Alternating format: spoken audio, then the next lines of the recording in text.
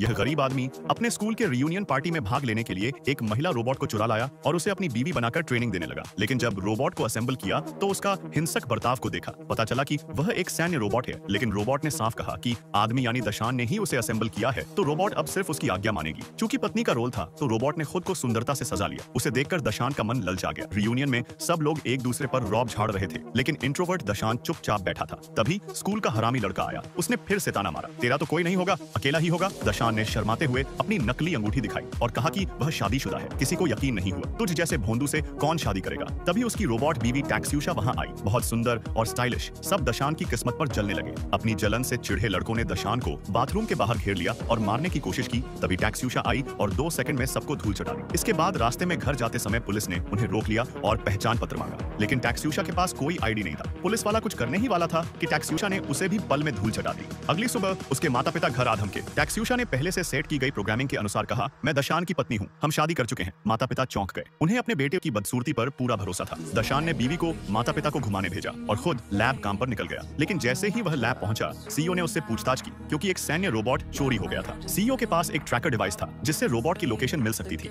उसी समय टैक्स्यूशा दशान के माता पिता के साथ टहल रही थी। दशान ने फोन कर बताया कि उसके अंदर ट्रैकर है और उसे बेसमेंट में बुलाया। काफी खोजबीन के बाद उसे कान के पास से ट्रैकर मिला। जैसे ही उन्होंने ट्रैकर हटाया, तब तक वहां जांच अधिकारी पहुंच गया। उसने दशान को पकड़ लिया। तभी टैक्स्यूशा ने एक-एक कर सभी को पीट दिया और दोनों वहां से भाग निकले। बाहर निकलते ही पुलिस ने घेर लिया। दशान ने कहा, अब और किसी को मत मारो, अगर तुम्हारे पास रोबोट बीवी होती तो।